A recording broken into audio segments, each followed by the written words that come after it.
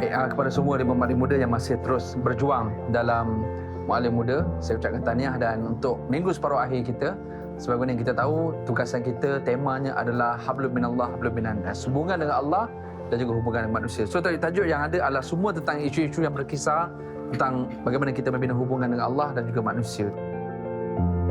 Sebut nama, sebut tajuk. Saya Muallim Muda Ashraf. Tajuk untuk minggu separuh akhir, solat tetapi masih diuji. Saya Muallim Muda Anas, bergandingan dengan Ustaz Haslim Bollywood. Dapat tajuk usaha tapi gagal. Kurang. Allahu Akbar. Banyak kali cakap Ustaz tak tajuk ni Benar Ustaz. Saya Muallim Muda Amar, setia tapi dicurangi. Alhamdulillah. Saya Muallim Muda Syamsul, bergandingan dengan yang bahagia Datuk Ustaz Fauzi Mustafa. Maaf tapi tak lupa. Bismillahirrahmanirrahim. Saya Muallim Muda Luqman, akan berganding dengan Ustaz Yaakob Isra untuk tajuk doa tapi tak makbul. Baik, Alhamdulillah, terima kasih semua. Dan tajuk-tajuk ni adalah sebenarnya tajuk yang bukan sekadar untuk kita, tapi adalah untuk penonton, untuk masyarakat kita tahu apa yang kita nak sampai. So tajuk ni semua sebenarnya taklah susah. Tapi yang susah ni bila kena bercakap dalam tempoh 3 minit tu.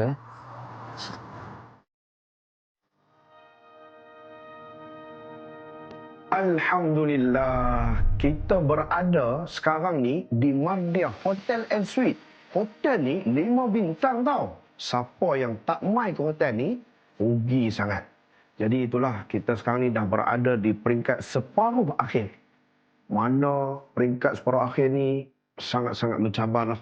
Pejam celik, dah nak habis dah program Muallim Muda. Jadi kami Muallim Muda yang tinggal ni perlu cari ilmu yang lebih kuat, dalil-dalil yang lebih mantap. Kenapa? Kerana Muallim Muda yang tinggal semuanya hebat-hebat belaka. Semua mantap-mantap belaka. Jangan lupa, Muallim Muda ditenagakan oleh Epsel Cafe. Bangkitkan semangat pagi anda dengan secawan Epsel Cafe, kopi tenaga premium dengan harga semula jadi untuk tenaga, fokus dan stamina luar biasa. Epsel Cafe, cuba dulu baru tahu. Saya Muhammad Zulfikri. Saya jurulatih debat bahasa Melayu untuk Universiti Malaya. Kesilapan orang waktu berdebat, dia selalu macam, lagi-lagi kalau debat pula nak keluar TV kan, dia mesti akan fakta betul-betul ni. Jadi dia akan sibukkan diri dia dengan mencari fakta instead of memperkemaskan idea. Okay, dalam sesi yang tadi, saya dah ajarkan sikitlah berkenaan dengan bagaimana untuk tarik perhatian orang, menarik. Ada juga fakta tetapi disampaikan dengan kaedah yang cepat, singkat dan padat. Tadi debat ni dia tentang logik yang disokong oleh fakta. Dia bukan fakta dulu baru korang fikir, korang cakap pada pendapat saya daripada fakta ini, bukan. Baik, Alhamdulillah, apa yang saya nampak dalam sesi kelas kali ini, kenapa saya sangat aktif, sebab saya tertarik dengan satu metod yang dibawa oleh cikgu, rupanya bawa naratif dulu baru fakta. Kawal mental isteri akan terganggu. Sebab itulah Imam Ghazali mengejarkan harus untuk kita tangguhkan dulu. Sikit je naratif tu. Okey tak? Boleh. Fakta? Betul tak? Ya, Imam Ghazali. Debat mesti kena tegas, kena garang. Lagi lantang suara, lagi confirm menang ni. Salah. Sebenarnya seni yang diterapkan dalam debat adalah memujuk. Oh, debat ni tak perlu kita nak tinggi suara pun. Tak perlu kita nak jerkah-jerkah, kita nak marah-marah, tak perlu. Kita hanya faham tajuk itu yang sebenarnya, kemudian kita cuba sampaikan dengan begitu santai supaya akhirnya orang lain semua faham apa yang kita nak sampaikan melalui debat kita. Dan dipanjangkan umurnya, maka hendaklah dia menyambung silaturahim. Ustaz Anas, al-fitnatu qattafa'u ma'al amni. Fitnah ni masih ada dalam lorong-lorong keamanan. Al-hidayatun biyadillah wala biyadil ibad.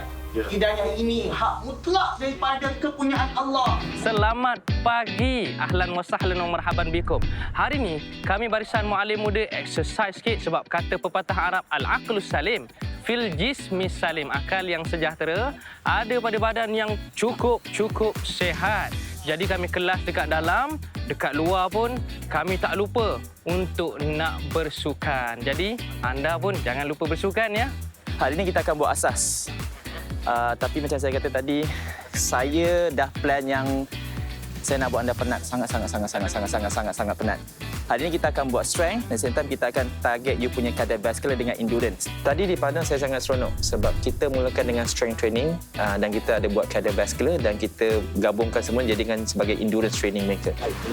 Ingat, bila turun, baru tangan ke depan. Turun. Tak boleh. 3. Satu salah tengah sekejap tau. Turun lagi. Bila kita campurkan dengan berlari untuk tingkatkan stamina dan kita gabungkan. Kalau tadi perasan kita berlari, lepas tu bersenam. Berlari, bersenam. Tanpa henti mereka buat, dia membantu untuk mengawal keadaan mereka punya endurance, membina lebih banyak endurance. So, ini akan membantu mereka daripada segi kecergasan, kekuatan sekali serentak. Okey, dah buat. Kita buat.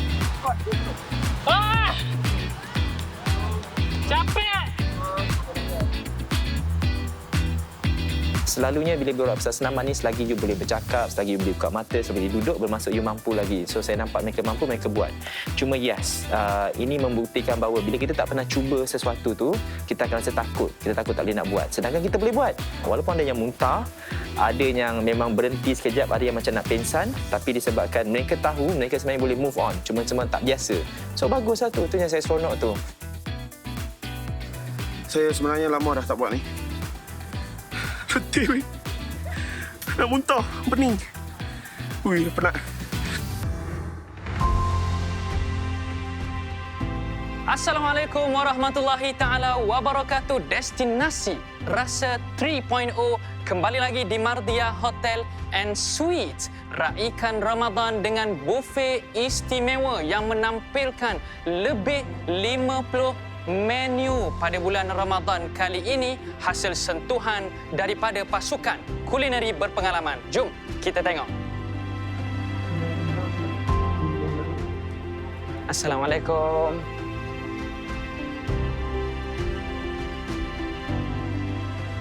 Buffet ni bermula daripada 20 Februari sehingga 19 Mac 2026 dengan harga bermula RM185. Kita dah boleh menikmati semua menu yang ada dekat buffet ni. Dan pastikan juga anda rebut peluang untuk nak dapatkan harga early bird RM155. Yang bestnya dekat sini, lepas berbuka, kita boleh terus pergi ke surau yang sangat-sangat best, siap ada imam jemputan lagi. Jadi kalau nak rasai pengalaman berbuka yang sangat-sangat syok dengan udara Islamik, jom datang ke restoran Songket Royal Mardia Hotel and Suites.